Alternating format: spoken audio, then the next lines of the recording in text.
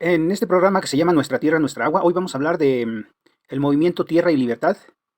Vamos a mencionar a algunos de los que participaron en el origen de este movimiento, por lo menos de los que son más visibles, porque pues fueron muchas personas que participaron, desde estudiantes, profesores, ciudadanos, em, y sobre todo pues gente pobre que participó en estos eventos, como vamos a decirlo, como la masa de este movimiento, y los profesores, los estudiantes de izquierda, pues todos ellos participaron de alguna manera como dirigentes. Decíamos, vamos a mencionar a aquellos de los que se tiene referencia. Empezamos. Desde la década de los años 60, Agustín Acosta Zavala, un estudiante de preparatoria, fue atraído por la efervescencia política de la izquierda de esa época.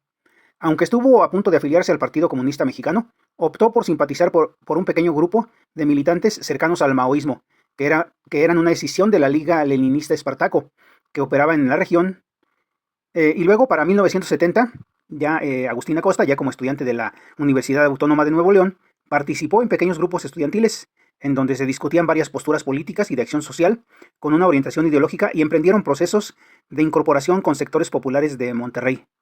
En febrero de 1971, Agustín Acosta fue invitado por jóvenes estudiantes a incorporarse al movimiento que se llamaba Política Popular, del cual ya hablamos en otro programa. Eh, Inicialmente se rehusó, pero luego fue persuadido por el propio Adolfo Oribe, que era el líder de este grupo, Política Popular, y se integró a este movimiento. Y ya para la primavera de 1971 comenzó a operar una brigada en Monterrey, con muy importantes resultados. En menos de un año, a causa del trabajo que ya se había realizado por profesores y estudiantes y ciudadanos en meses anteriores, este nuevo grupo, que recién se había incorporado a Política Popular, logró insertarse en una organización interna de al menos 3 colonias populares. Asimismo, en 1972, el movimiento Política Popular acordó que Alberto Anaya se trasladara también a Monterrey para apoyar a las brigadas que ahí estaban trabajando. Junto con Héctor Camero, otro brigadista de la región, Alberto Anaya coadyuvó en construir un ambiente de fuerte organización popular en el interior de las colonias. El fortalecimiento de las brigadas se reflejó en la fundación el 28 de marzo de 1973 de la Colonia Popular Tierra y Libertad, en Monterrey, la cual sería punta de lanza del movimiento urbano popular independiente en la región. En los años siguientes, Política Popular crearía nuevas colonias de ocupación y extendería su influencia a varias vecindades. El movimiento Tierra y Libertad tiene una historia que data desde principios de los años 60. Inicialmente eran conocidos como movimiento de posesionarios, es decir, eran posesionarios de los lotes en donde ellos habían entrado a invadir. Eran el movimiento de posesionarios de la tierra. De hecho, más adelante, ya cuando tenían el nombre de Tierra y Libertad, pues eran conocidos por la sociedad, sobre todo por la sociedad de mayores recursos de esa zona, eran conocidos como los tierros, así les llamaban de manera peyorativa. En aquellos años, los primeros esfuerzos de organización por parte de los posesionarios surgieron como reacción a las actividades políticas oficiales. Por lo tanto, en el periodo del 60 al 64, se fundaron la Central Independiente de Organizaciones Populares del Pueblo, CIOP, bajo la dirección del Partido Comunista Mexicano y también de las Juventudes Comunistas de aquella zona. Su objetivo era formar una fuerza en contra de las prácticas manipuladoras de los organismos oficiales, concretamente de la CNOP, y para defender los intereses de los posesionarios, no solo en el área de la vivienda, sino también en los aspectos de subsistencia. Muchos posesionarios ganaban su pan diario trabajando como vendedores ambulantes. Este grupo sufría el hostigamiento de la policía constantemente, tal como ocurre aquí ahorita en Querétaro con las artesanas indígenas. A principios de los 60, cuando las políticas reformistas a nivel nacional y local crearon un cambio temporal en la coyuntura política, un buen número de activistas de los movimientos estudiantiles, incluso muchos de ellos eran del movimiento estudiantil del 68, y también líderes descontentos de los sindicatos, eh, donde algunos de los posesionarios eran integrantes, porque eran posesionarios, pero también tenían además de esa actividad de estar cuidando su tierra, pues también tenían que trabajar, y muchos de ellos eran afiliados a la CNOP y a la CTM. Bueno, esos líderes descontentos o integrantes de los sindicatos que estaban descontentos, junto con los líderes estudiantiles, llevaron a cabo entre 1971 y 1973 8 invasiones que llegaron a constituirse en colonias, dentro de las cuales están Mártires de San Cosme con 180 familias, Mártires de Tlatelolco con 500 familias y Genaro Vázquez con 200 familias. Estas colonias sufrieron represión por parte de la policía, pero lograron sobrevivir. Y el 28 de marzo de 1973, como ya lo mencionamos hace ratito, se llevó a cabo una de las invasiones de tierra más importantes, con 1.500 familias. que condujo a la creación de la colonia Tierra y Libertad. Esta colonia en los años siguientes sirvió como centro de coordinación de las actividades de todo el movimiento de posesionarios. Ahora, ¿cómo era la organización del movimiento de posesionarios? La población de los posesionarios en Monterrey estaba formada sobre todo por migrantes de las áreas rurales de San Luis Potosí, Coahuila, Zacatecas, Tamaulipas y del mismo Nuevo León. Sus características socioeconómicas los ubica dentro del subproletariado de Monterrey. Principalmente trabajaban como vendedores ambulantes, artesanos, albañiles, entre otros oficios pues, propios de la clase proletaria, ¿no? Había un alto grado de analfabetismo entre ellos. La lucha por un lugar donde vivir, la constante amenaza de expulsión y la necesidad de asegurarse servicios de transporte, educación y salud contribuyeron a la cohesión del movimiento de posesionarios, tanto como el hecho de compartir un lugar de origen común, los lazos familiares, los compadrazgos y la amistad. Después de que se formaron las primeras colonias, muchas personas que tenían algún familiar, amigo o compadre ahí, inmigraron también. Es decir, la gente empezó a invitar a sus amigos, a sus familiares, que todavía a lo mejor estaban en zonas rurales, los invitaron a venir a estas zonas suburbanas. La ausencia de diferencia en cuanto a su posición socioeconómica ayudó a que los posesionarios se solidarizaran. Todos eran igualmente pobres. Ahora, ¿cómo se llevaban a cabo las ocupaciones de terrenos? Lo relatan así. La ocupación de los terrenos se hacía generalmente por las noches, y de preferencia en terrenos inhóspitos, donde la escrituración no estaba claramente definida, es decir, la de los dueños de esos terrenos. Los terrenos eran explorados previamente. Se planeaban las invasiones para realizarse en momentos de coyunturas políticas, una visita presidencial o de alguno de los miembros del gabinete, o algún otro evento de importancia nacional, lo que hacía que una represión inmediata por parte de la policía pues fuera menos probable. No querían hacer quedar mal al funcionario que estaba de visita.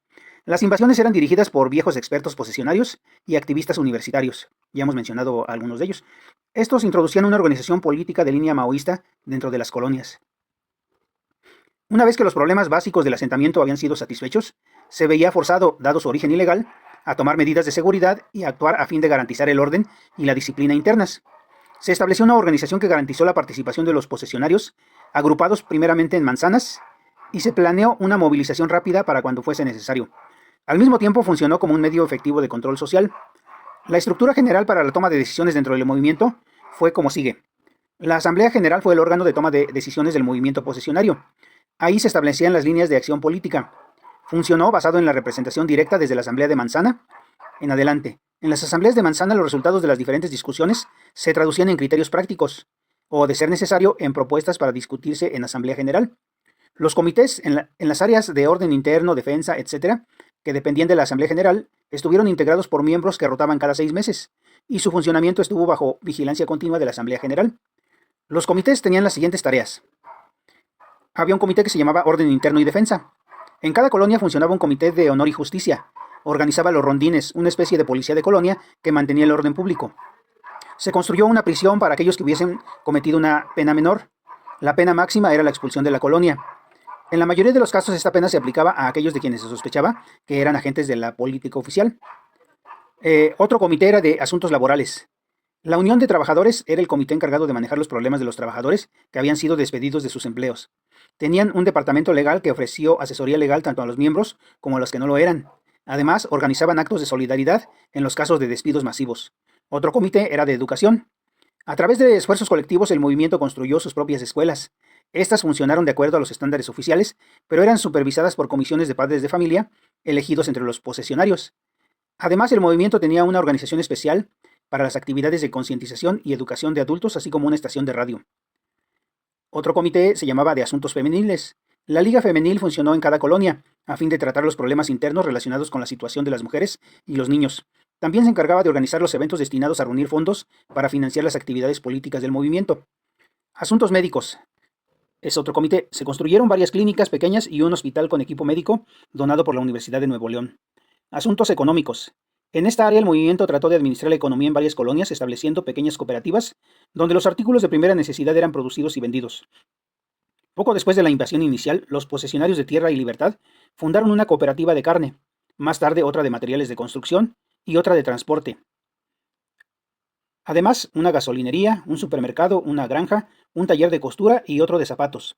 Todo esto se construyó a base del esfuerzo colectivo durante los llamados Domingos Rojos y las Semanas de Unidad. La organización del movimiento originalmente fue establecida para crear las máximas posibilidades de movilización autónoma. Cualquier atadura con la sociedad oficial fue rechazada.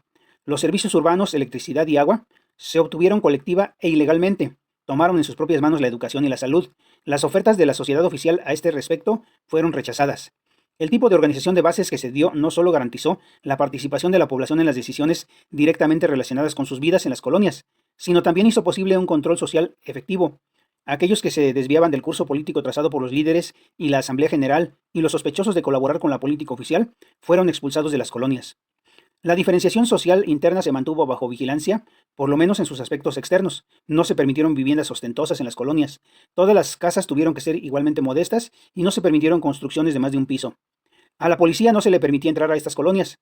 Estas empezaron a desarrollar características de enclaves en los cuales sus habitantes organizaban sus propias vidas. Mantuvieron exclusividad judicial y a través de la concientización de sus propios miembros y de acciones de solidaridad con los habitantes de otras colonias, trataron de formar un puente desde el cual pudiera empezar un movimiento más amplio para un cambio socioeconómico radical. A los líderes del movimiento se les llamó orientadores, para señalar la diferencia, por lo menos en teoría, con los líderes de la política oficial. Sin embargo, en el curso del desarrollo del movimiento, es decir, al paso de los años, estas diferencias entre orientadores y líderes comunes y corrientes pues se desvanecieron. Las acciones del movimiento Tierra y Libertad no estuvo exenta de enfrentamientos con la policía. Vamos a mencionar algunos de ellos. En junio de 1973 se fundó un asentamiento justo arriba de un área residencial de clase media. En la lucha que siguió con la policía se tomaron rehenes de ambas partes. La policía se retiró y le pasó el problema al ejército, el cual solo instaló una guardia en el camino al nuevo asentamiento y sirvió como mediador entre los posesionarios, las autoridades civiles y los habitantes del barrio de clase media del otro extremo del camino. Al final, los posesionarios se quedaron. Se construyó una pared entre la nueva colonia y el área residencial, financiada con fondos públicos. En agosto de 1973, la policía atacó la colonia Tierra y Libertad, después de que los posesionarios habían secuestrado un camión perteneciente a una pedrera cercana con el fin de que se les indemnizara por daños causados por las explosiones de dinamita que ahí se realizaban.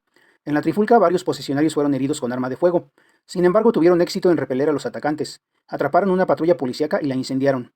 La policía se retiró. El dueño de la pedrera se disculpó públicamente por la situación que se había dado y ofreció reparar los daños.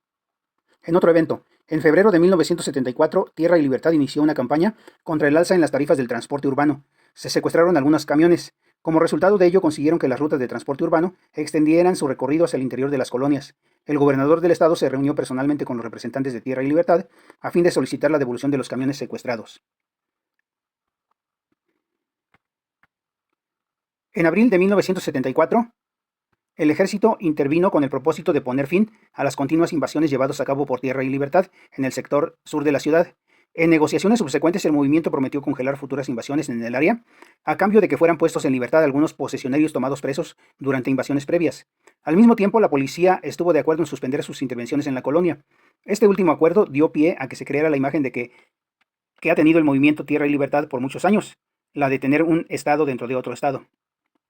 En otro evento, en febrero de 1976, la policía mató a 6 posesionarios, quienes fueron sorprendidos expropiando electricidad. Este acto de represión condujo a enormes movilizaciones, con la participación de hasta 50.000 personas. Al final, el presidente de aquel entonces, Echeverría, aceptó recibir a los líderes del movimiento y prometió atender sus demandas, destitución de las autoridades responsables e indemnización a las familias de las víctimas. Además, prometió buscar financiamiento para unos 10 talleres que habían sido planeados en las colonias para mejorar la situación del empleo. De ellas, solo una se llevó a cabo. Estos son ejemplos de enfrentamientos. Vamos a regresar un poquito más adelante a dar más detalles de este evento del 76, donde hubo varios fallecidos. Ahora vamos a mencionar otras acciones del gobierno para ir desarticulando el movimiento Tierra y Libertad. Como ya sabemos, pues muchas de las actividades de los gobiernos pues son promover la desunión entre los grupos, con la vieja práctica de divide y vencerás. También la cooptación de líderes, que también es muy común que se realice, y muchos de los líderes caen, como lo vamos a mencionar un poquito más adelante. Tuvieron mucho éxito las acciones del movimiento Tierra y Libertad, de manera que entre 1973 y 1984, además de la invasión que logró la colonia Tierra y Libertad, se realizaron otras 22 invasiones exitosas. Pero bueno, las acciones de la estructura de gobierno, pues obviamente fueron para desintegrar este movimiento. La primera fue la integración con las estructuras oficiales, con la tarea del CORET, Comisión Reguladora de la Tenencia de la Tierra.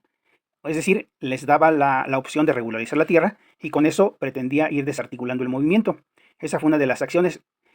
Otra fue la creación de una organización, una acción de gobierno que le llamó Fomento Metropolitano Monterrey, los famosos Fomerrey o Fomerreyes. Y vamos a decir qué es lo que lograron con ellos.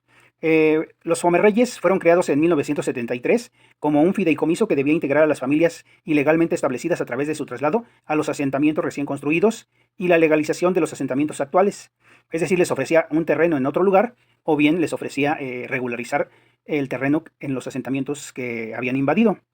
En 1981, cerca de 51,000 familias ya habían ocupado irregularmente 225 asentamientos o estaban establecidos ilegalmente en terrenos federales, estatales, municipales o ejidales. La población total de estos asentamientos se estima alrededor de 300,000 personas. Un tercio de las familias estuvo controlados por los Fomerreyes y más del 50% habían sido legalizados a través de otros programas, especialmente un programa también que se hizo con el fin de debilitar al movimiento Tierra y Libertad que se llamó Plan Tierra Propia. El resto permaneció fuera del control oficial y se mantuvo unido alrededor del movimiento Tierra y Libertad. Bueno, ahora voy a mencionar rápidamente, además de esas acciones, ya dijimos, parte de la problemática del movimiento Tierra y Libertad, pues fue precisamente que algunos de sus líderes empezaron a ser muy protagónicos. Concretamente, Anaya empezó a ser líder carismático en muchas colonias y al final eso terminó dividiendo el movimiento. Además, también del evento que ya mencionamos del asesinato de seis colonos. Esto fue en otra colonia. Bueno, esta colonia se llamaba Granja Sanitaria, hoy se llama Valle de Santa Lucía. Bueno, ya hemos mencionado que hubo varias personas que fungieron como líderes en este movimiento. Su origen era el movimiento Política Popular y uno de ellos era Adolfo Oribe y el otro era Arturo Anaya, además del estudiante que ya mencionamos, y otro que se llamaba, creo que todavía vive, no estoy seguro, Hugo Andrés Araujo, el cual fue cooptado por Carlos Salinas de Gortari, nombrándolo titular de la CNC, Confederación Nacional Campesina. Bueno, dentro de esta lucha que había por el liderazgo, dijimos, Alberto Anaya ya tenía planes pues, de ser el líder máximo de ese movimiento y fue trabajando para ello. Y le ayudó este evento de 1976 en esta colonia que se llamaba Granja Sanitaria. Esta colonia era liderada por el otro líder, ¿sí? Por Adolfo Oribe. La madrugada del 18 de febrero de 1976, la policía incursionó en el predio, se llamaba San Ángel, de la colonia Granja Sanitaria, que hoy se llama Valle de Santa Lucía, y sin previo aviso dispararon a mansalva contra una pacífica asamblea popular, cazando como animales a quienes corrían para protegerse. La versión policíaca fue que los colonos habían disparado contra ellos, mas no contaban que el capitán Gilberto Carretero, que era responsable de inteligencia militar en aquel tiempo y estaba asignado a la zona de Topo Chico, fue testigo de cómo los policías llegaron en un convoy de 7 patrullas, se detuvo el convoy, salieron los policías en una zona que se llama Complejo Vial Gonzalitos y Constitución, y ellos mismos dispararon a sus vehículos, balacearon las patrullas, las destrozaron, para después decir que habían sido los habitantes de esta colonia Granja Sanitaria. Bueno, con ese pretexto llegaron a una asamblea de esta colonia y asesinaron a 6 personas, hubo además 15 heridos. Esta colonia era liderada por la contraparte de Anaya, de Alberto Anaya, em, y es decir, de Adolfo Oribe. Y pues esta fue una de las causas de que se separaran a raíz de este evento. Pero bueno, yo quiero también aquí ocupar el tiempo para mencionar, porque casi en ningún lugar los mencionan, a las personas que fallecieron o que fueron asesinadas en ese evento. Los voy a mencionar. Fueron Antonio Franco Hernández, Antonio Olivares López, Canuto Cruz Galván, José Ángel Nava García, Pablo Hernández Mata y Rubén Gutiérrez Aguilar. Estos colonos de esta colonia Granja Sanitaria fueron asesinados y bueno, sirva esto también como un homenaje porque casi en ningún lugar se encuentran sus nombres. A raíz de esto se separó el movimiento, Política Popular se separó.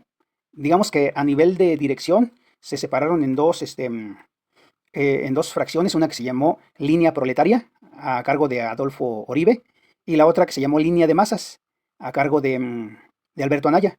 A la larga, la dirección de Alberto Anaya conduciría a la creación del Frente Popular Tierra y Libertad, y los que no se fueron con el Frente Popular Tierra y Libertad formaron el Movimiento Popular Tierra y Libertad.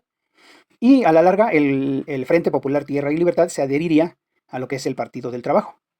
Y existe por ahí otro grupo, no estoy seguro si sea lo que continuó del movimiento Popular Tierra y Libertad, que dio origen a lo que ahora se llama Asociación Civil Tierra y Libertad, que está completamente separada de lo que actualmente es el Partido del Trabajo. Sea como sea, yo creo que con todo y las decisiones hubo cosas buenas. Obviamente, pues dotar de terrenos a miles de familias, ¿no?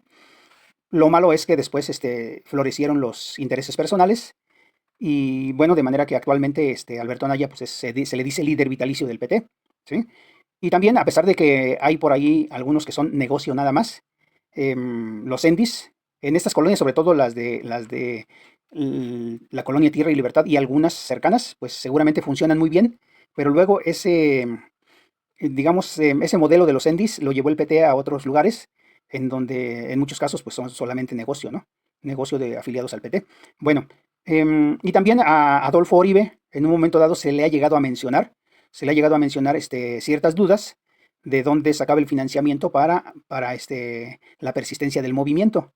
¿Sí? No se llega a decir claramente, pero pues se presume que era porque tenía, dado su nivel socioeconómico, su origen familiar, pues que tenía relación con políticos de aquella época y no se dan datos exactos vamos a decir, los datos verídicos de decir tenía relación con fulanito de tal, con sutanito, con tal gobernador, con tal presidente, no hay esa información, pero se presume que pues de algún lado, de algún político, de algún partido político, obtenía el dinero para el financiamiento. Que bueno, eso visto ahora, pues podemos decirlo, de algún lado tenía que salir, de algún lado tenía que salir el recurso para la operación del grupo Política Popular.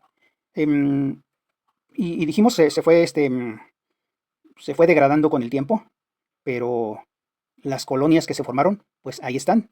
El modelo de organización, ahí está, ¿sí? Ojalá y se retomara porque realmente hubo cosas muy buenas. Quien quiera tener más información, hay un documental que se llama así, Tierra y Libertad, en donde se ve cómo resolvían sus asuntos en asambleas. Se ve cómo trabajaban todos unidos para construir, para construir incluso a veces las casas de otros colonos, ¿sí? O bien para construir edificios comunes como escuelas, mercados, etcétera, ¿no? No me extiendo más porque no me da más tiempo, pero ojalá puedan buscar por ahí el documental.